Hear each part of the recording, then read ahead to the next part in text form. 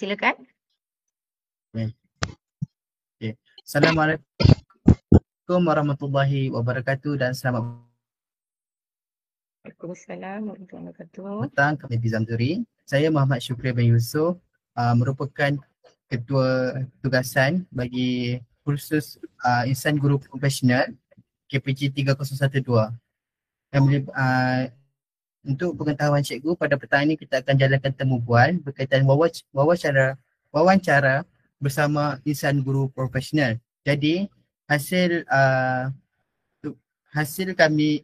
usaha kami untuk mencari guru-guru yang berketerampilan dan pelbagai media juga sama di Facebook ataupun di Google sendiri. Setelah ditapis oleh para pesyarah kami, jadi pesyarah kami memilih Cikgu Azlaila sebagai tetamu kita pada petang ini. Terlebih dahulu temu bual ni akan dijalankan bukan saya seorang, ditemani oleh 5 orang lagi para wanita, iaitu saudari Nuraini, saudari Agnes, saudari Zaira, saudari Nuraihan dan juga saudari Izwa. Namun saudari Izwa ni tengah ada masalah sambungan internet. Jadi kalau cikgu perasan tadi dia ada sekejap dia tak ada. Jadi saya akan ambil bahagian dia dulu, saya akan mula. Okey, temu bual ini akan dirakam bagi memudahkan kami dalam proses untuk penulisan nanti, sebab hasil temu bual ini akan direkodkan dan diterjemahkan dalam penulisan beserta video untuk penilaian pesyarah nanti. InsyaAllah. Okay. Boleh dengar kan suara cikgu? Baiklah saudari, boleh. Boleh ya. Maaf cikgu batuk sikit. Assalamualaikum cikgu. Tak apa. Batuk. Baiklah saudari Izwa, boleh mula? Assalamualaikum cikgu, saya Izwa. Salam. USI. Baiklah, soalan pertama. Boleh dengar tu suara saya? Boleh, tapi dia macam bergema sikit. Oh, ya ke? Okey, untuk soalan pertama dari pihak kami untuk cikgu. Boleh cikgu ceritakan sikit tentang latar belakang cikgu sepanjang mengajar?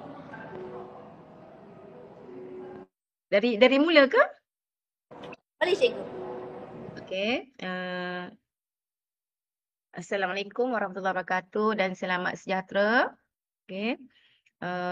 Tahniah dan terima kasih cikgu ucapkan kepada anda semua ya, kerana insya-Allah lah bakal terpilih menjadi guru ya satu hari nanti ya. InsyaAllah, amin. Guru bahasa Melayu ya? InsyaAllah. Ya cikgu. Okey ya. Okey. Jadi ini cikgu difahamkan oleh Agnes, wawancara petang ini adalah untuk tugasan ya. Tugasan awak semua kan?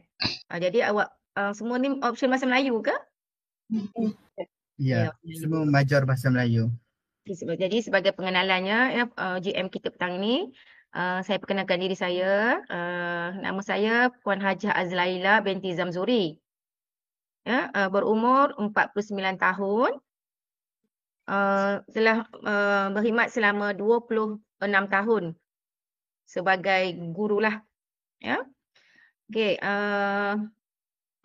sedikit latar belakang pendidikan. Ya, cikgu mendapat pendidikan awal di SK Layang Kiri, Parit, Perak. Daripada tahun 1 hingga tahun 6. Kemudian tingkatan 1 hingga tingkatan 5 di SMK Layang Kiri. Okay, kemudian cikgu mengambil STPM ya, di Sekolah Menengah Iskandar Shah Parit.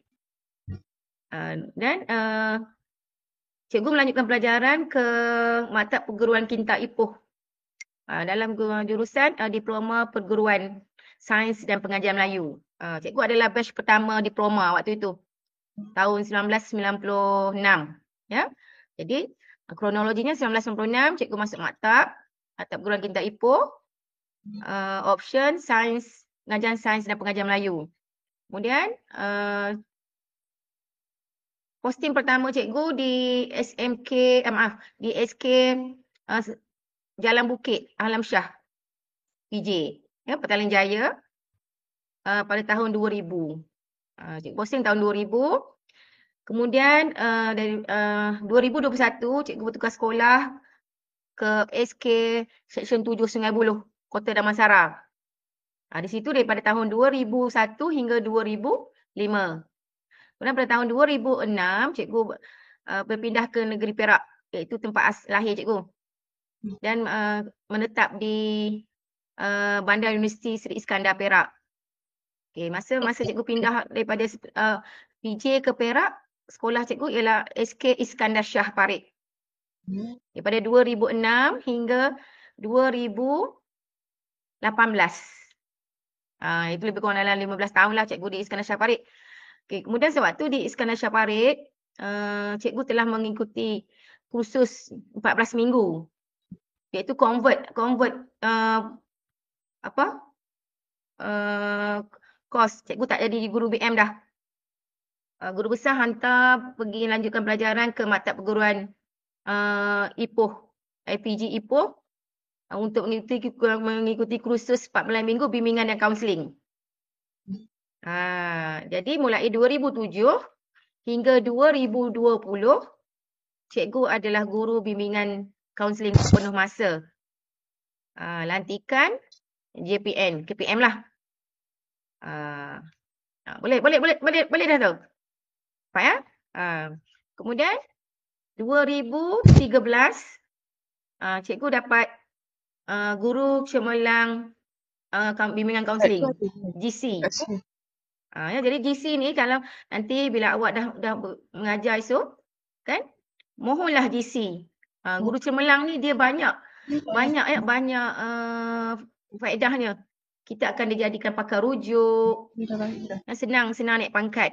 Jadi cikgu adalah bekas guru bimbingan kaunseling cemerlang, KPM. Kemudian pada tahun 2018 cikgu tukar sekolah ke SK Seri Iskandar. Dekat rumah cikgu sekarang lah. Okey, waktu tu jadi guru kaunseling lagi sepenuh masa. Kemudian pada tahun 2020, waktu negara dilanda COVID, cikgu dinaikkan pangkat sebagai penolong kanan core curriculum. 2020. Naik pangkat sebagai penolong kanan core curriculum di SK Lambor Kanan. Masih di Perak Tengah juga. Kemudian tahun 2022, cikgu dinaikkan pangkat menjadi penolong kanan petang di SK Seri Iskandar. Sekolah di Seri Iskandar ni dia 2 sesi besar, muridnya 1,400. Jadi cikgu adalah penolong kanan petang waktu itu. Dan hari ni 2 hari bulan kan? 2 hari bulan November. Genap 2 bulan cikgu dinaikkan pangkat menjadi penolong kanan pentadbiran di SK Simpang 3. Dan untuk pengetahuan anda semua, cikgu sekarang ni tengah menunggu ni lah. Baru habis kursus MPQL. Bakal menjadi guru besar.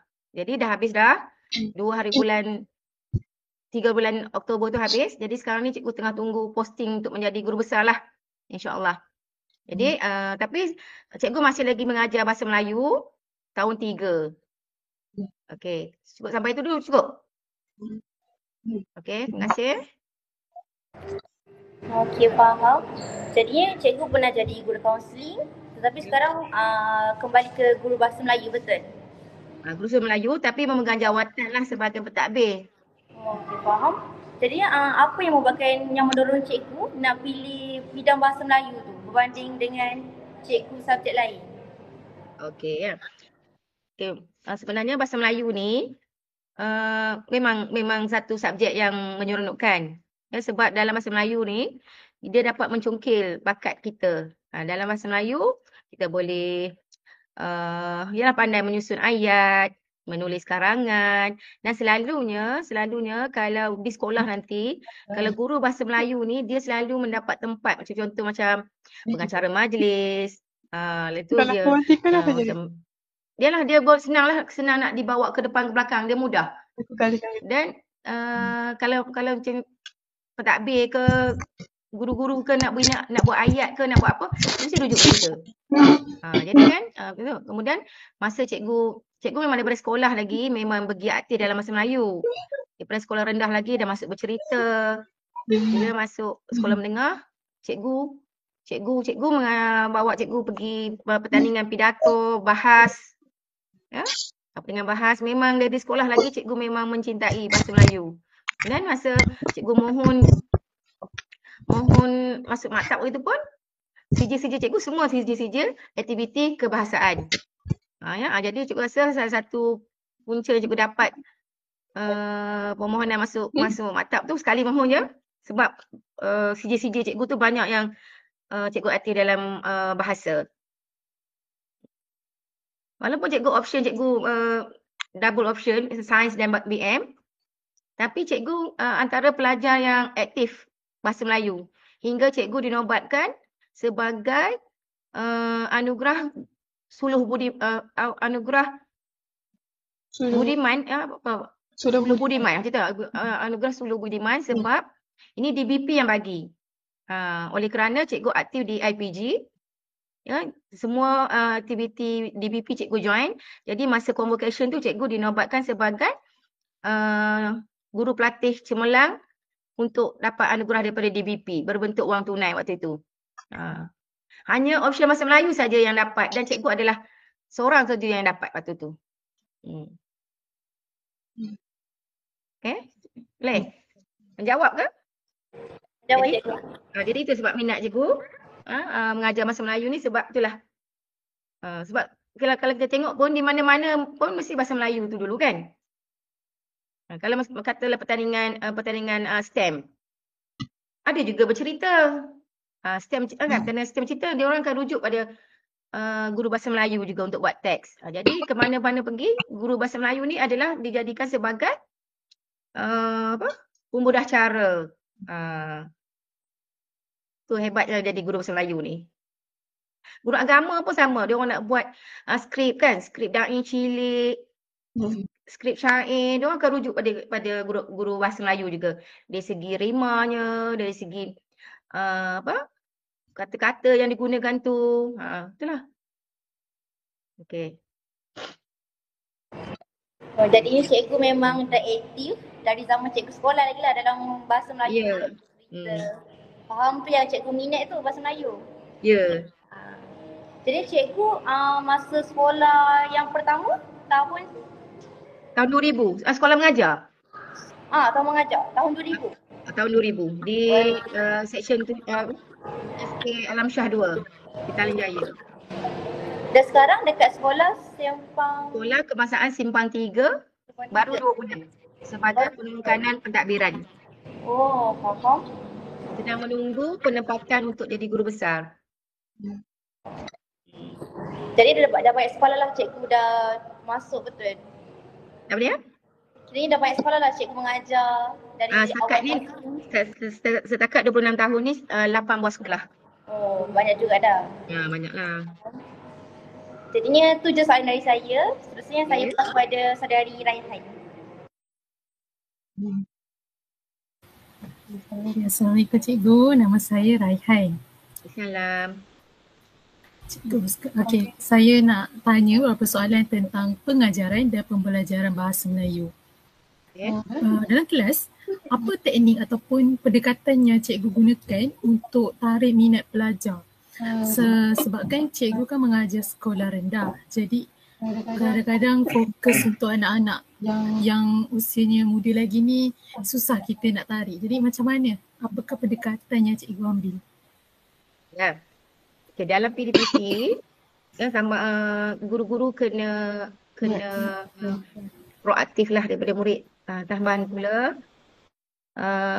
zaman IT ni kan. Jadi kalau cikgu hanya chalk and talk je, memang sukarlah mendapat perhatian pada murid-murid. Jadi apa yang cikgu buat ialah bila mengajar, tambah cikgu mengajar tahap 1, jadi dia kena lebih banyak kepada pemusatan murid. Ya. Tak boleh cikgu je cakap. Jadi kenapa kita kena buat macam tu? Sebab kalau asyik cikgu je cakap, murid akan jadi bosan. Dan bila di belakang kita mereka main. Tapi bila kita buat aktiviti contoh macam permainan ke ya, bercerita ke, menyanyi ke, jadi murid-murid yang asalnya pasif dia akan nak turut serta sama dengan kawan-kawannya. Okey, kemudian untuk murid di dalam kelas ni nanti bila awak dah pergi sekolah besok kan, dalam kelas yang kita ngajar tu bukan kita tak boleh expect, kita tak boleh anggap semua murid ni semua pandai. Ya, terutama kalau mengajar kat sekolah besar, satu kelas dalam 45 orang. Macam cikgu di sekolah sebelum ni, sekolah besar 2 sesi. Jadi satu kelas 40 orang. Jadi tak mustahil dalam 40 orang tu ada 3 kumpulan murid. Betul tak? Murid cemerlang, murid sederhana, murid lemah. Jadi sebagai guru yang kreatif, ya, terutama dalam mengajar bahasa Melayu, jadi kita kena pasti dulu murid mana yang lemah, murid mana yang sederhana, murid mana yang cemerlang, supaya pengajaran kita tu dapat sampai terus kepada murid. Pendekatan cikgu guna ialah pendekatan terbeza. Ada pensyarah ajar? Pendekatan terbeza. Itu pedagogi tu. Pendekatan terbeza ni ialah pendekatan yang berbeza-beza mengikut kemampuan murid. Dia terbeza, dia berbeza. Tapi dia bukan pendekatan berbeza. Istilahnya pendekatan terbeza. Nanti Google lah. Okey, cuma cikgu ceritakan secara ringkas saja. Pembelajaran terbeza ni adalah mesti dijalankan oleh guru di dalam mata pelajaran. Tak kira lah apa subjek dia ajar. Contoh macam cikgu bahasa Melayu. Cikgu nak ajar tajuk bina ayat. Kan, kemahiran bina ayat. Bina ayat mudah. Daripada kata tanya ke, kata seru ke kan. Jadi pendekatan terbeza cikgu dari segi yang pertama dari segi ahli kumpulan. Terbeza yang pertama dari segi ahli kumpulan. Maksudnya cikgu kena bentuk kumpulan murid tu yang terdiri daripada tiga golongan murid ni. Maksudnya dalam satu kumpulan tu ada murid yang pandai, sederhana, yang kurang pandai. Jadi duduk dalam kumpulan tu. Itu pembelajaran terbeza yang pertama. Yang kedua dari segi latihan. Okay, latihan untuk murid yang cemerlang tadi, murid yang boleh menguasai, mungkin cikgu akan bagi dia membina 5 ayat. Kan, membina 5 ayat mudah. Dengan memberikan kata bantu ke kata tanya yang diberi. Okay, tanpa bantuan lain. Hanya kata bantu saja yang diberi. Tajuk kata bantulah. Okay, bagi murid yang lemah, dia hanya mengisi tempat kosong. Tapi objektifnya sama. Pada akhir pelajaran, murid dapat membina ayat mudah. Cuma terbeza di sini ialah dari segi kesukaran. Faham tak? Murid yang pandai tadi, cikgu hanya bagi 5 aja perkataan. Kemudian mereka akan buat ayat yang lengkap. Dan bagi murid yang tidak menguasai, dia akan isi tempat kosong. Cikgu dah letak dah kata tanya, tajuk kata tanya. Siapa? Nama guru bahasa Melayu kamu. Jadi dia letak je perkataan siapa tu. Tetapi objektifnya tetap sama. Okey. Terbeza yang ketiga ialah dari segi masa. Soalan yang sama tapi murid yang pandai mungkin jawab dalam masa 5 minit. Murid yang lemah mungkin dia ambil masa dalam 10 minit. Jadi itu yang dimaksudkan dengan terbeza. Jadi itulah pendekatan yang cikgu guna ya apabila mengajar bahasa Melayu. Dan yang paling penting kita kena ada BBM. Benda yang kita BBM bahan bantu mengajar kan supaya sebab murid tahap 1 ni, murid sekolah rendah ni dia suka benda yang mereka boleh pegang. Ya. Kemudian yang interaktif, contoh kita sekarang ni kita boleh Google kan, kita boleh buka Google Classroom, kita boleh download lagu gunalah tu. Kita gunakan IT dalam pelajaran kita. Sekarang pun dalam pendidikan digital kan, dasar pendidikan pendigitalan negara pun memang berkehendakkan guru kompeten digital kan. Guru kompeten digital maksudnya kita kalau katalah seminggu tu ambillah sehari tu gunalah IT. Tunjuk. Boleh download lagu-lagu. Contoh tajuk kata tanya. Di hujung tu kita nyanyi. Okay, baiklah murid-murid, kita nyanyi lagu kata tanya. Jadi kalau sebelum tu dia tak ada dapat apa-apa pun. Tapi bila dia dalam nyanyi, orang boleh tahu. Kata tanya ni ada apa, siapa, bila. Ya. Jadi kesimpulannya pendekatan yang cikgu guna dalam PDPC Bahasa Melayu ialah pendekatan berpusatkan murid dan pendekatan pembelajaran terbeza. Baik cikgu, kita pergi pada soalan seterusnya. Ketika cikgu sudah mengajar kan, apa salah satu ataupun contoh aktiviti yang cikgu pernah lakukan semasa PDPC yang bila pelajar buat tu, pelajar rasa macam untuk kelas seterusnya mesti seronok kalau cikgu buat lagi aktiviti ni untuk kelas seterusnya. Jadi boleh cikgu bagi tak apa contoh aktivitinya? Oh, maksudnya benda yang sama cikgu ajar kat kelas tu, kemudian cikgu ajar kat kelas lain. Betul? Bukan cikgu. Contohnya mungkin ada bahan yang cikgu gunakan tu menarik perhatian pelajar. Yang pelajar rasa macam kalau bahan ni ataupun mungkin BBM tu cikgu akan gunakan lagi untuk waktu seterusnya macam tu. Seterusnya. Okey. Itulah contoh BBM kan. BBM ni dia banyak bentuk. Ada yang bentuk visual, ada yang bentuk audio, grafik kan. Okey. Itulah contoh cikgu ada buat inovasi ya. Tahun lepas cikgu ada buat inovasi roller abab. Inovasi roller abab tu cikgu cetuskan atas sebab nak mengajar murid-murid ni bagaimana mereka nak melengkapkan pantun 4 kerat. Jadi cikgu cipta inovasi namanya roller abab di mana ada macam ada panjang bulat tu pusing. Murid bermain dengan bahan yang cikgu buat tu, mereka akan jumpa rima akhir tu. Rima akhir baris pertama sama dengan rima akhir baris keempat. Baris ketiga. Rima akhir baris kedua sama dengan rima akhir baris keempat. Jadi bila mereka dah padankan roller abab tu, dapat rima tu, jadi mereka carilah pilihan perkataan tu untuk lengkapkan pantun 4 kerat tu di papan abab. Jadi inovasi cikgu tu alhamdulillah cikgu berjaya memenangi anugerah inovasi dan 3 minute PDPC pitching, dan inovasi cikgu tu telah digunakan oleh seorang murid cikgu yang bekas murid cikgu, dia temuduga IPG tahun lepas dan alhamdulillah bulan 9 hari tu dia dapat IPG Tengku Bainun. Dengan masa temuduga tu dia guna inovasi cikgu tu. Jadi pensyarahnya pun kata inovasi tu kreatif lah sebab tak ada dalam YouTube. Ya, jadi maksud cikgu macam itulah. Maksudnya apabila cikgu menyediakan sesuatu benda yang baru, inovasi, jadi benda tu kan memang murid-murid suka. Cikgu, hari ni cikgu nak buat apa lagi kan? Kadang-kadang cikgu buat kotak beracun. Tapi kotak beracun tu memanglah kita nampak benda tu lama kan? Tapi kita boleh pelbagaikan. Mungkin kita tukar beracun kepada kotak misteri. Kemudian satu lagi, cikgu selalu gunakan pembelajaran Part 21. Ya, Part 21 dalam tu macam-macam ada gallery walk, ada main peranan. Iaitu Part 21 tu dia luas. Ya, dia luas. Contoh dalam kelas kita bagi traffic light tu. Yang emoji muka tu kan. Kalau merah maksudnya dia kurang faham. Hijau dia faham, kalau kuning dia ragu-ragu. Jadi itu pun dapat bantu kita sama ada murid kita tu faham tak pengajaran kita itu. Tak adalah sehari tu 1 jam kita mengajar syok sendiri.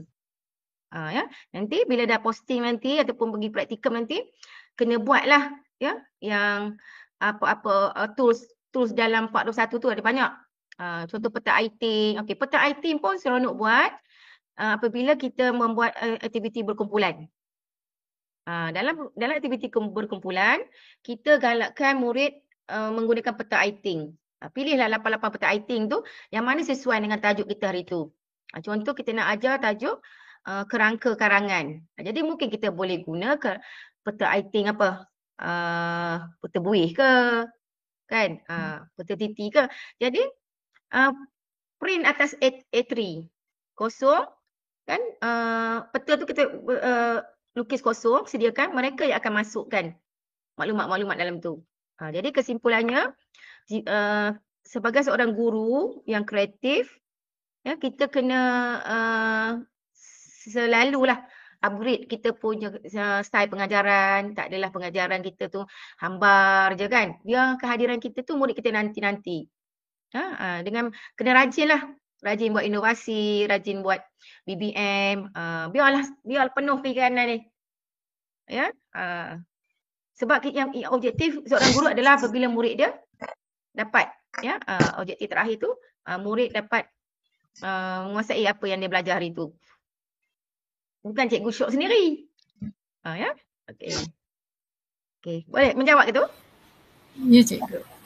Ya cikgu. Seterusnya, ada tak kaedah pengajaran yang cikgu gunakan selain daripada pendekatan terbeza tadi tu yang untuk cikgu gunakan untuk membezakan antara pelajar yang lemah, sederhana dan juga cemerlang?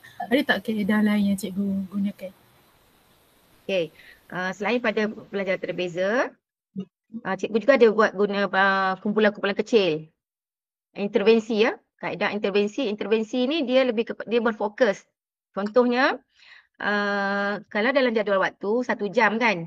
Kemudian cikgu ada juga panggil murid yang lemah berjumpa cikgu. Macam contoh macam mentor-mentee lah. Itu khusus kepada perjumpaan pada murid-murid yang lemah sangat.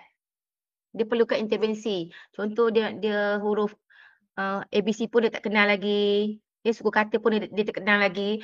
Jadi bagi berdepan dengan murid ini, kita tak boleh mengajar mereka dalam kelas.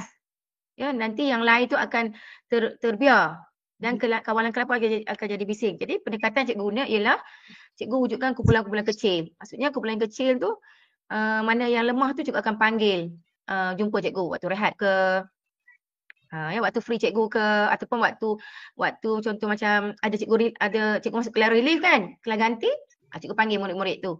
Jadi cikgu sediakan modul. Bila dia jumpa cikgu, contoh Alia, dia ada modul daripada cikgu. Jadi hari ni Alia baca apa kat rumah, contoh kan. Dengarkan balik. Dia dapat tak dapat tugasan semalam tu. Jadi pendekatan, dalam pendekatan lain macam saya cakap tadi lah. Ya. Kita kena dalam di SKP Bahasa Melayu tu dia ada 5 bidang kan. Bertutur. Apa lagi? Bertutur dan juga mendengar. Lepas tu membaca, menulis, aspek seni bahasa, aspek tata bahasa. Bagus, ya. Jadi dalam seminggu tu seelok-eloknya gunalah semua tu, ya. Jadi kadang-kadang murid ni dia boleh bercakap, tapi dia tak boleh dia tak pandai membaca kan, tapi dia bertutur dia boleh. Ada murid yang dia boleh menulis, tapi bila dia nak bercakap dia malu. Jadi ini perlunya guru perlu kreatif berdepan dengan murid-murid ni. Jadi kena lebih sikitlah bagi murid-murid yang lemah, kita kena lebih proaktif lah. Dan cikgu juga suka kalau mengajar suka tunjuk contoh. Contoh macam cikgu nak ajar syair kan. Cikgu buat dulu. Nak bersajak, cikgu buat dulu. Ataupun kalau guru tak mahir, tak apa. Kita cari kat YouTube mana-mana kan. Kita tayangkan dulu. Sebab murid ni dia nak tengok contoh. Baru dia orang ikut. Okey. Baik cikgu. Apa pandangan cikgu tentang penggunaan teknologi dan bahan batu mengajar BBM dalam PDPC untuk Bahasa Melayu? Okey, penggunaan teknologi dalam PDPC Bahasa Melayu sangat-sangat bergunalah. Ya. Kalau kita guru tak menggunakan teknologi itu, cikgu rasa adalah satu kekurangan lah. Ya. Sebab murid sekarang ni kadang-kadang dia dapat dulu tahu daripada kita. Dia tahu dulu ilmu tu daripada guru. Mungkin ayah ada tunjuk, dia tengok dekat YouTube ke kan.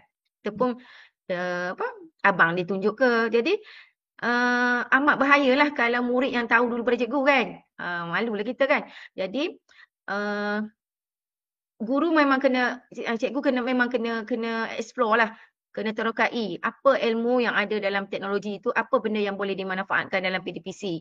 Kan? Bukan semua tak elok.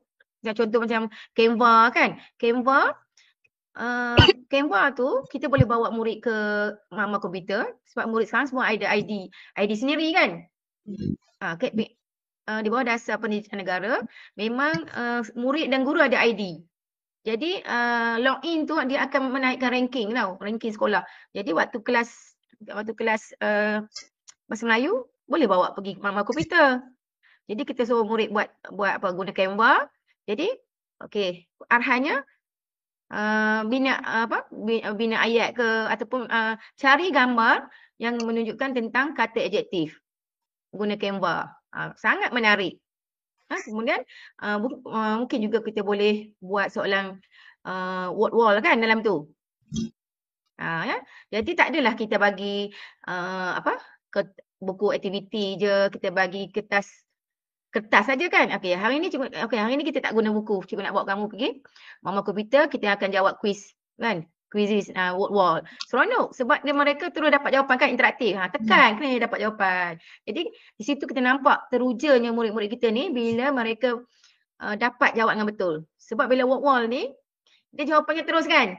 10 pada 10. Tepuk tangan. Macam-macam lah keluar bintang kan. Jadi cikgu itu pun kita guna. Itu semua dalam teknologi ya. Kemudian kita boleh buka YouTube. Sebab kadang-kadang seperti cikgu cakap tadi, bukan semua guru dianugerahkan orang kata bakat kan, multi kan, bakat yang pelbagai. Ya, tapi guna teknologi, pasang YouTube. Okey, hari ni cikgu nak ajar kamu melafazkan syair, irama senang dan 5. Tunjuk. Apa beza pula syair, irama, hiasan. Tunjuk YouTube. Semua. Sekarang ni maklumat di hujung jari. Kan? Tu nak tunjuk, kita nak ajar murid berpidato. Kita bukan pempidato yang terbaik. Tapi kita Google. Kan? Kita search, kita tengok pertandingan pidato. Sultan Perak kan? Kita tengok gaya macam mana. Jadi meniru adalah satu pembelajaran. Betul tak? Teori apa tu meniru? Tapi betul tak? Betul. Kalau cikgu silap nanti betulkan. Meniru adalah satu pembelajaran. Kan? Tapi kita tiru, bukan tiru tu maksudnya kita tiru gaya dia, nak dapatkan ilmu. Sama juga kita nak bagi murid mahir mengarang. Salah satu tekniknya teknik meniru. Tiru balik, salin balik karangan yang lengkap. Jadi bila hari periksa dia akan ingat, aku pernah salin lah surat kiriman ni. Waktu belajar bahasa Melayu, tu ya, jadi gunakan. Contohnya guna Google Form, video YouTube, word wall, itu semua ada dalam Canva. Sekarang ni Suno kan, lagu-lagu. Kita nak cipta lagu-lagu kanak-kanak. Guna Suno AI. Jadi murid sangat teruja. Ya? Kita nak nyanyi tak sedap kan, suara tak macam Siti Nurhaliza. Pasang je tu. Okey. Jadi kesimpulannya teknologi amat berguna lah ya kepada seorang guru, ya, terutamanya guru bahasa Melayu. Dia perlu tarik minat. Kalau pengajaran guru tu tak menarik, nescaya ya murid pun akan hambar bila dia belajar tu, dia tak minat. Yang kita risau sampai sekolah menengah nanti pun dia tak minat bahasa Melayu, puncanya daripada sekolah rendah. Ya, jadi bahaya tu. Ya, bahaya kalau anak murid kita bawa masalah dia tu sampai bila dia besar. Jadi jangan biarkan anak murid kita ni tak dapat apa-apa waktu di sekolah rendah. Cikgu. Soalan yang terakhir daripada saya iaitu, apakah cabaran utama yang cikgu hadapi ketika mengajar mereka tentang kemahiran menulis, membaca, bertutur pada generasi sekarang ni? Okey. Cabaran yang cikgu hadapi sekarang ialah cabaran dari segi penggunaan bahasa Melayu standard. Terutama dalam penulisan. Cikgu rasa ini mungkin disebabkan oleh pengaruh bahasa-bahasa media sosial kan. Yang singkat, short form kan. Bahasa daerah, bahasa pasar. Jadi di situ agak sukar untuk cikgu nak memperbetulkan dalam penulisan. Macam tahap 1, mereka tak ada karangan penuh. Tapi mereka ada kemahiran membina ayat. Jadi memang sewaktu membina ayat itu memang cikgu akan menghadapi masalah, buat murid-murid ni, dia orang ni tak boleh nak bezakan huruf kecil, huruf besar. Ingat tak zaman sekolah dulu, kalau awak masih ingat, ada buku garis 4 kan? Biru merah tu kan? Apa guna buku tu? Untuk huruf besar. Tulisan berangkai. Huruf besar. Apa guna buku garis 4? Tulisan berangkai. Tak tahu. Cikgu. Okay, Nak beza huruf besar, huruf kecil tu yang ya. Huruf besar. Ya? Okey. Jadi cara cikgu nak bagi murid tu betul balik hukum menulisnya, cikgu kena beri mereka buku tulis garis 4 tu, biru merah tu, sebab dia ada 4 garisan. Jadi kena ikut hukumnya. Kalau huruf besar dia kena kat garis atas tu. Garis atas, kemudian kakinya sampai garis 3. Kalau A kecil, dia tengah-tengah. Antara baris kedua dengan baris ketiga, tengah-tengah. Jadi, cikgu kena betulkan tu dulu. Tetapi bila mereka menulis dalam buku garis 1, tu dia orang tak boleh bezakan. Kaki P, tiang P ke atas, huruf besar. Huruf kecil, tiangnya ke bawah. Tapi sama je dia orang buat. Bezanya P tu besar je P-nya. Tapi itu bukan P besar. Ya, itu cabaran yang pertama, cabaran dalam menulis, membetulkan hukum-hukum tata bahasa tu. Huruf besar, huruf kecil, noktah, koma, habis semua langgar. Jadi itu adalah cabaran terbesar bagi seorang guru bahasa Melayu, membetulkan teknik penulisan mereka. Yang kedua, membaca. Membaca ada juga murid yang tak tahu membatang, maksudnya menyebut suku kata. Walaupun kita rasa macam, ada ke zaman sekarang, zaman moden murid tak tahu baca? Ada. Ya, mana murid yang dia tak pergi sekolah, prasekolah ke tadika kan, dia agak sukar lah. Bila dia masuk tahun 1, dia suka untuk nak membaca tu cepat. Jadi itu kita guru kena buat usaha lebih lah. Memang kena guna modul. Ya. Belilah modul mana-mana. Okay, sekarang cikgu tengah buat, ni cikgu adalah buat buku je. Ya, sekarang cikgu tengah buat buku modul suka. Jom baca suku kata. Cikgu tengah tunggu nombor ISBN ya daripada Perpustakaan Negara. InsyaAllah cikgu dah terbitkan 2 buah buku dah. Satu buku koleksi cerita kanak-kanak. Yang kedua koleksi antologi cerpen kanak-kanak. Buku kedua koleksi pantun jual pantun beli, dan yang ketiga modul suka. Jadi modul suka ni digunakan untuk murid-murid yang tak mengenal lagi lah, tak kenal huruf, baru nak membina suku kata. Ada dalam buku modul suka tu ada 6 sub modul. Okey, yang cabaran yang ketiga ialah cabaran membaca. Murid sekarang ni dia tak suka guna bahasa baku, sebutan baku. Bila dalam kemahiran membaca, cikgu kena betulkan. A bunyinya A. Mereka, saya. Nama cikgu mengajar di kampung kan. Jadi bila di kampung, dia keluarlah bahasa kampungnya tu. Kalau di Perak ya, di Parit, Ape, Deme, dia keluar benda-benda tu. Kalau awak nanti posting kat Kedah ke, dia mesti keluar bahasa Kedah tu. Kelantan ke Terengganu ke. Itu adalah cabaran bagi seorang guru bahasa Melayu. Bila dia mengajar bahasa Melayu standard, dia akan berdepan dengan murid-murid yang masalah macam tu. Okey. Baik cikgu, seterusnya saya serahkan kepada Zaira. Terima kasih. Nama. Baiklah, terima kasih kepada saudari Raihan. Assalamualaikum Cikgu Azlaila Zamzuri. Saya saudari Zaira.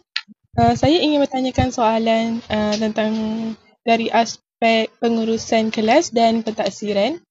Soalan pertama saya ialah bagaimana cikgu mengurus dan mengawal kelas agar proses PDPC cikgu berjalan dengan lancar? Okay, terima kasih. Bagus soalan tu ya. Okey, pengurusan kelas ni adalah satu rutin, ya, rutin harian yang perlu dijalankan oleh guru-guru. Pengurusan kelas ni bukan untuk guru kelas saja, tapi guru subjek pun dia kena ada pengurusan kelas. Okey. First impression kita, kalau kelas tu cantik, kelas tu bersih, sedikit sebanyak dia menarik aura kita. Ya, nak tarik aura guru tu nak mengajar. Okay. Jadi cara yang cikgu buat ialah sebelum masuk kelas, sebelum mula mengajar, lepas je murid bagi salam kat kita, jangan bagi duduk lagi. Cikgu akan suruh lebih kurang dalam 3 minit. Ni, lihat dulu di sekitar. Ya, bawah meja, bawah kerusi, atas meja ke, dalam meja ke, kalau ada sampah-sampah kertas ke, habuk-habuk pensel tu, sapu. Ya, sapu dulu ataupun buang sampah yang besar tu. Baru mula mengajar. Cikgu tak boleh tengok maksudnya sakit mata tengok kan benda tu berselerak. Jadi style cikgu mengajar, cikgu akan ambil dalam masa 3 minit tu untuk pengurusan kelas dulu. Ya. Kemudian dalam kelas pun ada guru kelas letakkan jadual-jadual tugas tu. Ada. Cuma cikgu kena ingatkan, okey, hari ni siapa pandai warna hitam, warna putih. Siapa buang sampah. Kena sentiasa ingatkan sebab mereka ni kanak-kanak. Ya, murid sekolah menengah pun malas kan. Ni kan pula adik-adik ni. Jadi kita kena ingatkan. Okay. Kemudian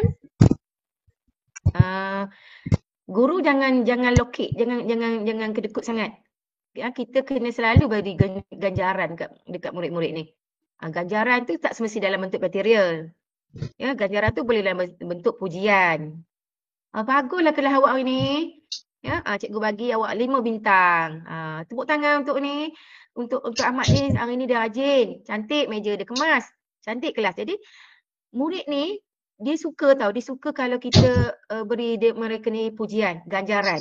Jadi bila dah jadi cikgu esok, rajin-rajinlah beri ganjaran pada murid. Ingat, bukan ganjaran tu bukan kita macam umpan mereka, tak. Tapi sebenarnya ganjarannya adalah kita nak menarik minat mereka untuk sama-sama dengan meneruskan PDPC pada hari itu. Okay? Itulah caranya. Baiklah, soalan seterusnya. Seperti yang kita tahu, sekarang dunia teknologi gadget yang sedang berkembang pesat, kebanyakannya pelajar atau murid, mereka kurang disiplin kan di dalam kelas disebabkan bermain game, bermain TikTok. Jadi, apakah strategi cikgu gunakan untuk mengekalkan disiplin murid semasa aktiviti kumpulan dijalankan? Okay. Aktiviti kumpulan ni, ya, sebenarnya banyak yang bagusnya daripada yang tak bagusnya. Ya. Tapi dia berbalik pada peranan guru tu. Bagaimana guru tu mengawal tindak tanduk murid sewaktu aktiviti tu. Okay, yang pertama sekali, arahan guru kena jelas. Kena jelas, arahan tu kena jelas. Arahan dulu baru bergerak. Jangan dah bergerak baru beri arahan. Tu pertama sekali. Kata kuncinya arahan kena jelas. Yang kedua, bahan-bahan untuk ahli kumpulan kena cukup. Jangan hari ni sekarang nak buat kumpulan baru nak pergi pejabat, terus stik bahan, cari gunting, tak boleh. Yang kedua, alatan bahan kena lengkap. Okay. Yang ketiga, tetapkan peranan murid-murid tu. Siapa jadi ketua? Siapa jadi pencatat? Dan kita beritahu kita ni kerjasama. Okay, cikgu akan bagi hadiah, bagi markah, bagi bintang pada kumpulan yang berjaya siapkan kerja dengan betul, kerjasama. Ya. Kemudian dalam kumpulan guru lebih kepada fasilitator lah. Ya. Kalau murid akan tanya, cikgu macam mana buat ni? Cikgu macam mana buat ni? Cikgu jangan bagi jawapan. Cuma bagi tahu, tadi kan cikgu dah ajar, buat macam ni, buat dulu. Gitu. Biar murid tu sendirilah dengan kawan-kawan dia. Dan masukkan juga murid yang lemah tu dalam kumpulan tu. Contoh kalau buat bina ayat kan, murid ada 8. Maksudnya cikgu nak 8 ada. 8 kena bina ayat. 8 orang kena bagi jawapan. Jadi murid yang tak pandai pun dia rasa dia punya pendapat pun dihargai. Tak adalah asyik budak pandai je yang nak bagi pendapat kan. Murid yang lemah ni kita tak pandang pun. Tak boleh macam tu. Jadi libatkan juga murid yang lemah dalam kumpulan tu. Dan yang sekali lagi cukup tegaskan, arahan guru kena jelas. Murid-murid ni dia Pandai. Tapi kalau arahan tak jelas, dia orang tak boleh nak buat. Dia orang akan buat benda lain. Bising, kacau kawan. Okey. Baiklah, soalan seterusnya. Bagaimana cikgu melaksanakan pentaksiran dalam mata pelajaran Bahasa Melayu? Contohnya daripada Kendiri, Rakan Sebaya. Okey, pentaksiran. Okey, dalam KPM telah menetapkan sekolah rendah kan, tiada lagi peperiksaan awam kan, tak ada UPSR dah, betul tak? Okey ya. Itu awak kena tahulah walaupun awak sekarang ni masih belajar ya. Tapi isu-isu pendidikan negara kena ambil tahu jugalah. Ya. Okey, jadi adik-adik di sekolah rendah ni mereka tidak ada peperiksaan awam dah. Seperti UPSR yang sebelum-sebelum ni. Sebab KPM tak nak memberatkan kan alam kanak-kanak tu dengan ujian kan. Tetapi walau bagaimanapun, jika belajar tidak dinilai, dia macam susah nak ukur kan. Tak mana murid tu menguasai pelajaran dia di sekolah rendah. Jadi KPM menetapkan adanya PBD, PBS. Pentaksiran berasaskan sekolah. Kan ada belajar ya? PBS. Jadi dalam PBS tu dia ada banyak. Salah satunya PBD. Pentaksiran bilik darjah.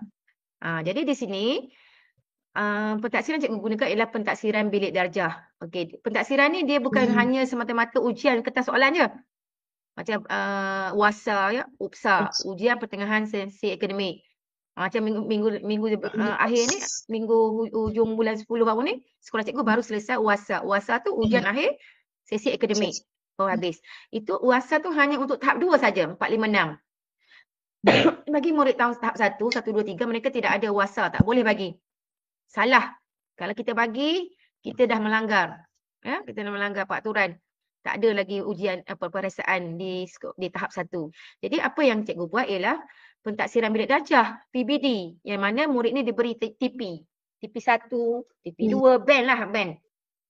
Kalau dalam bahasa Inggeris kita sebut band. Tapi dalam bahasa Melayu TP. TP yang paling rendah ialah TP1. TP yang paling besar ialah TP6. Jadi bagaimana kita nak ukur murid ni tahap penguasaannya ialah dengan cara penglibatan di dalam kelas. Kita tak boleh hukum budak tu, dia ni senyap je. Kan? Tak boleh bagi markah. Tak boleh. Itu kebaikannya PBD ni. Dia tak kejam. Dia tak hanya melabelkan murid tu berdasarkan ujian semata-mata. Tingkah laku dalam kelas. Cara dia menjawab soalan sewaktu PDPC. Dia aktif. Jadi kita bolehlah bagi dia TP4 untuk yang bertutur tu.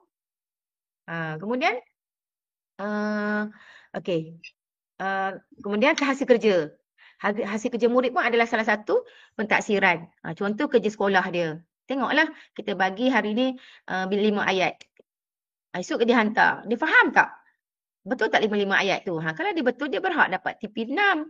Bermaksud dia dah berjaya lah membina ayat mudah dengan betul dan gramatis. Bolehlah kita bagi TP6, TP5. Okay. Kemudian aktiviti dalam kelas, dia bergaul dengan dia masing-masing buat aktiviti tu, dia aktif tak? Ataupun dia pasif. Itu pun sama. Salah satu pentaksiran. Okay. Kemudian lagi ya. Latihan bertulis, ya, lisan hasil kerja murid. Macam cikgu cakap tadi lah. Kemudian salah satu cara kita menghargai hasil kerja murid tu, kita pamerkanlah hasil kerja yang baik tu di papan mata pelajaran dalam kelas kan. Sebab salah satu keiktirafan yang besar bagi seorang murid ialah bila hasil kerjanya kita pamerkan. Jadikan contoh. Tengok ni Alia punya karangan. Bagus. Kamu bila ada masa kamu tengok ya kat belakang cikgu tampal. Itulah pentaksiran yang digunakan sepanjang cikgu mengajar. Kalau tahap 2 tu memang ada ujian lah. Itu memang ada ujian formal. Tapi tak juga dia boleh ambil 100%. Katalah dia bahasa Melayu pemahaman dia 90. Kan? Tapi sikap dia dalam kelas kan teruk. Kerja sekolah tak siap. Tapi takkan kita nak bagi dia TP6. Sebab ujian WASA tu adalah separuh adalah di bawah PBD. Jadi kesimpulannya pentaksiran yang cikgu guna ialah pentaksiran dalam darjah PBD. Ya? Dengan melihat kepada hasil kerja murid, Macam dah buat jawab je soalan pemerhatian, dia. latihan bertulisnya, aktiviti kumpulan. Okey. Baiklah. Soalan terakhir saya, apakah bentuk pentaksiran yang cikgu anggaplah yang dalam banyak-banyak cikgu sebut paling berkesan untuk menilai kefahaman seseorang murid? Okey, pentaksiran yang paling mudah ialah penulisan lah. Ya. Pentaksiran bertulis. Bila bertulis ni kita memang dapat tengok semua. Kefahaman dia, tulisan dia, ejaannya kan. Kalau jadi cikgu ambil pendekatan, cikgu memilih pentaksiran secara bertulis. Sebab dia evidence dia jelas. Kan evidence dia, cara cikgu nak masuk dalam file pun, nak tunjuk pada guru besar pun senang. Ini cikgu, bos, ini murid saya nilai dia. Nampak? Dia boleh buat karangan, dia boleh bina ayat, dia ikut hukum tata bahasanya, dia jelas. Tapi kalau membaca, takkan cikgu nak buat video semua budak kan? Jadi pentaksiran yang paling mudah untuk bahasa Melayu adalah melalui pentaksiran bertulis. Dia bukannya ada ujian formatif kan? Formatif kan yang habis pelajaran tu? Formatif. Ujian formatif. Ujian formatif, ujian sumatif. Ada yang dah belajar kan? Ya, betul. Sumatif yang penggal tu kan? Yang akhir tahun. Kalau formatif, ujian latihan yang kita bagi sebaik saja habis aktiviti PDPC hari tu kan? Tu. Okey. Boleh? Baiklah, saya teruskan kepada saudari Agnes untuk bertanyakan soalan temu bual seterusnya. Dipersilakan Agnes. Selamat petang cikgu, saya Agnes Isilia. Saya akan teruskan sesi wawancara ni dengan topik isu dan cabaran. Yang soalan pertama saya, pada pandangan cikgu, apakah isu atau cabaran utama yang dihadapi oleh guru bahasa Melayu pada masa kini? Contohnya dari segi sikap murid ke atau kurikulum ataupun tafsiran? Okay, cabaran utamanya ialah pengaruh bahasa harian. Ya, yang awal-awal dia cakap dah. Ya, yang lahir daripada media sosial sekarang ni kan. Jadi itu bagi cikgu adalah cabaran yang terbesar bagi seorang guru bahasa Melayu kerana guru bahasa Melayu perlu memperbetulkan semula. Cikgu suka guna dekat bila cikgu mengajar kat anak murid cikgu guna kata-kata ni. Betulkan yang biasa, biasakan yang betul. Tu. Itu ada tagline cikgu. Kalau orang nampak cikgu Zaila, cikgu cakap apa? Betulkan yang biasa, biasakan yang betul cikgu. Maksudnya selama hari ni kalau awak guna perkataan yang salah, betulkan. Bila dah betul tu, biasakan guna betul hari-hari. InsyaAllah, awak akan menjadi seorang murid yang memang pengguna bahasa Melayu. Yang betul. Mengguna bahasa Melayu yang betul. Jadi, cabaran yang paling besar yang cikgu hadapi ialah bagaimana nak menarik minat murid tu untuk mendalami bahasa Melayu, iaitu bahasa kebangsaan kita, dengan menggunakan bahasa Melayu yang standard. Dan sama ada dalam percakapannya, pergaulannya, penulisannya, di halayak ramai, pengucapan awamnya.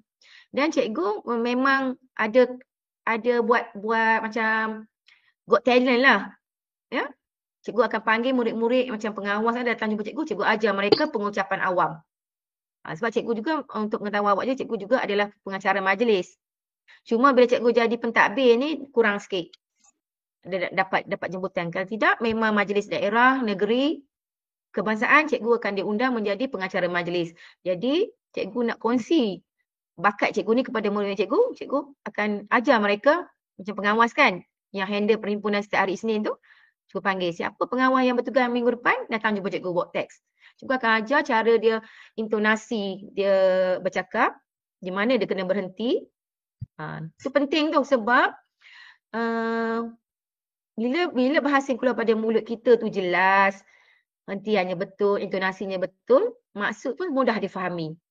Ya, salah satu caranya nak melatih kita ni pandai bercakap, mahir, tak malu dalam inilah yang pengacara majlis.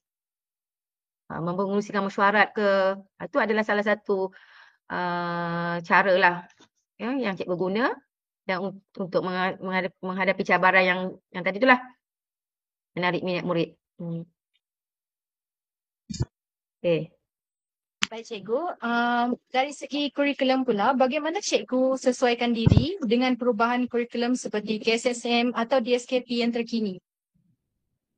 Okay.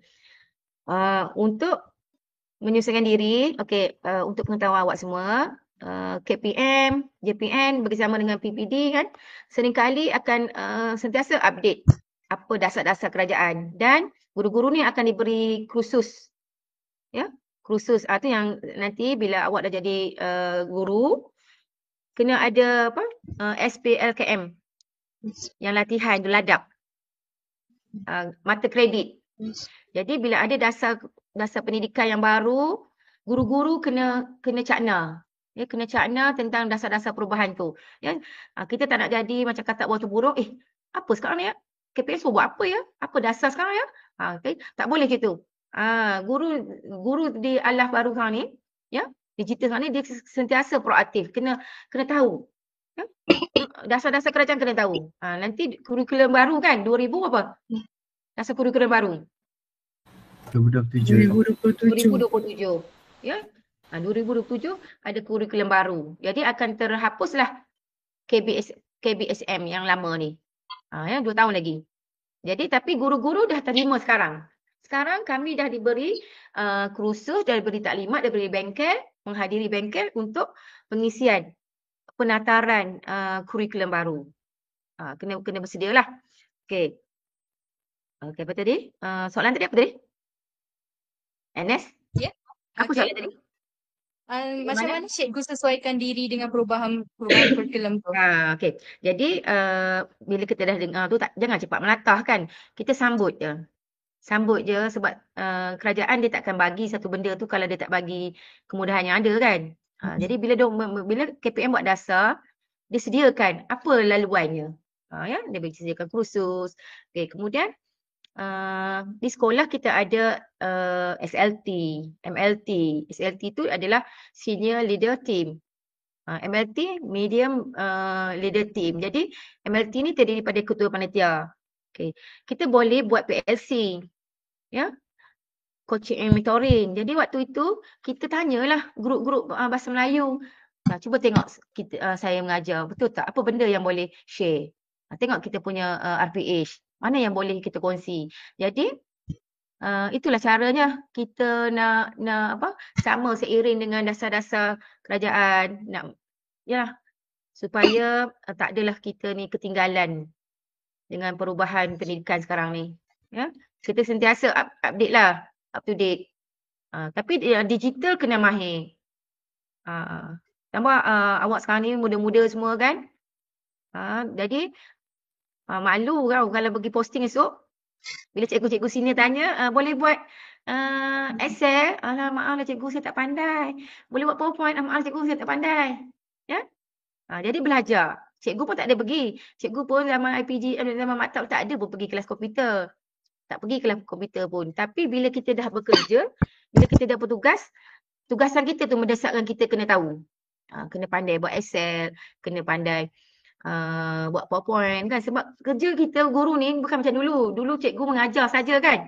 Balik rumah dah tidur. Tapi cikgu sekarang ni sampai petang sampai malam minta data.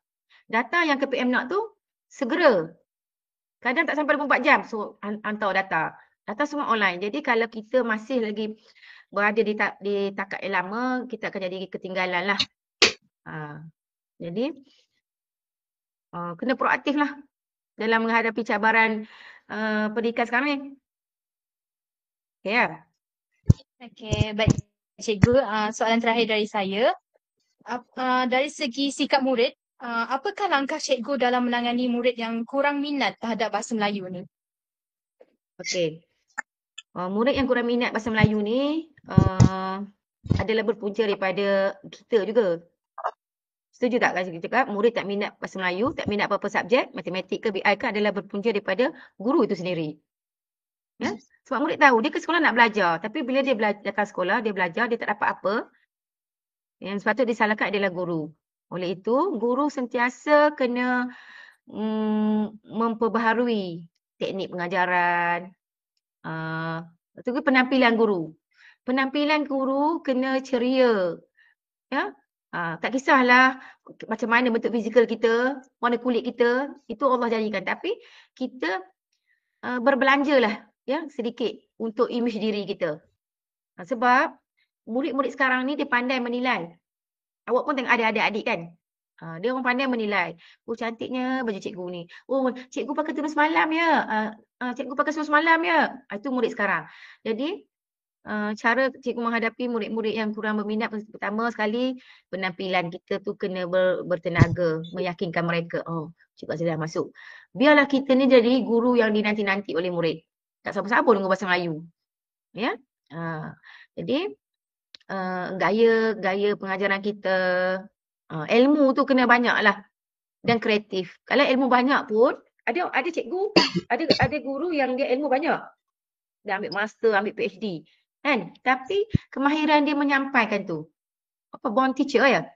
Dia orang kata karakter dia tu susah nak menyampaikan pada murid supaya murid faham apa yang dia ajar. Jadi tu macam mula-mula je cakap tadi. Guru kena kreatif, banyakkan BBM, gabung jalin dengan audiovisual, ya, grafik, gabung jalinkan aktiviti kumpulan. InsyaAllah lah murid tu dapatlah apa yang kita ajar. Baik, terima kasih cikgu. Saya serahkan sesi seterusnya kepada saudari Aini.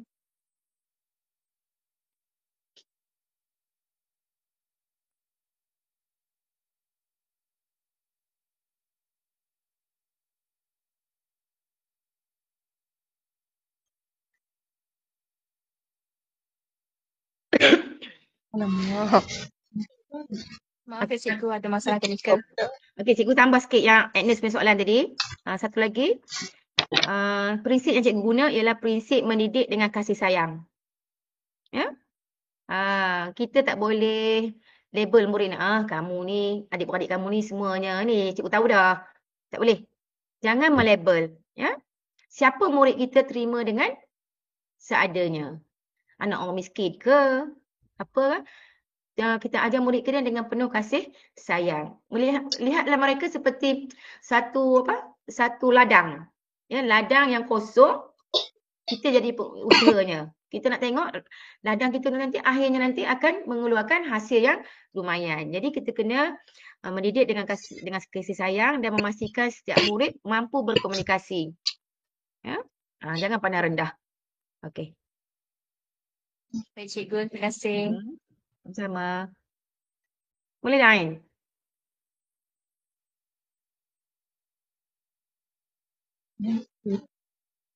Hilang. Baik, aku tanya.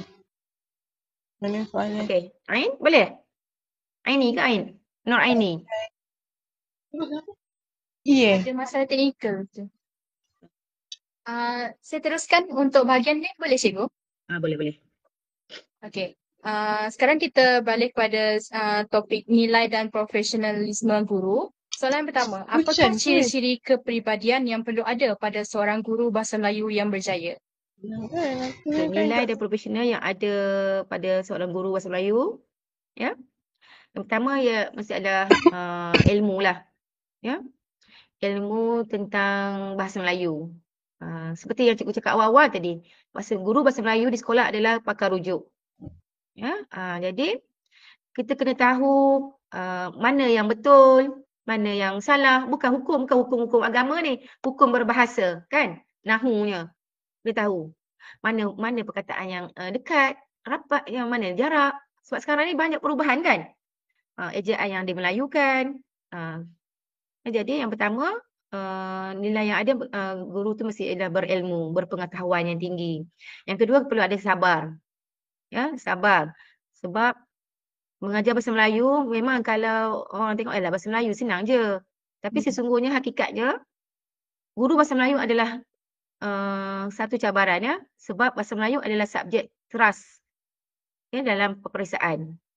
Iman dalam bahasa di SPM kan, Bahasa Melayu adalah salah satu subjek yang wajib lulus, wajib dapat cemerlang kan. Barulah dapat kita menempatkan diri kita di IPT ke IPG mana-mana kan. Jadi perlu sabar dan kita kena sabar, bukan sabar duduk diam je. Sabar kenalah orang kata upgrade lah. Ya, macam mana kita nak bagi murid kita ni minat bahasa Melayu. Ya. Contoh macam waktu cikgu sekolah rendah. Cikgu suka cikgu bahasa Melayu cikgu. Jadi kita jadikan guru kita tu, dia ngajar aku dulu macam ni. Gunakan juga. Ya, tambah sikit dengan teknologi sekarang ni. Ya. Yang kedua, yang ketiga kena kreatif. Ya. Nilai profesional yang ada pada seorang guru, kita kena ada kreatif, inovatif tadi tu. Kreatif dan kreatif sama ada dari segi pemikiran kita, perancangan kita tu kena proaktif. Kalau nantilah dulu, tahun depan lah baru buat, tak boleh. Ya. Kita kena, kalau ada dah perancangan sekarang ni, okey, buat sikit-sikit dulu, draft dulu. Buat rangka, buat plan dulu kan, plan tindakan kita. Kena kreatif. Kemudian berdisiplin.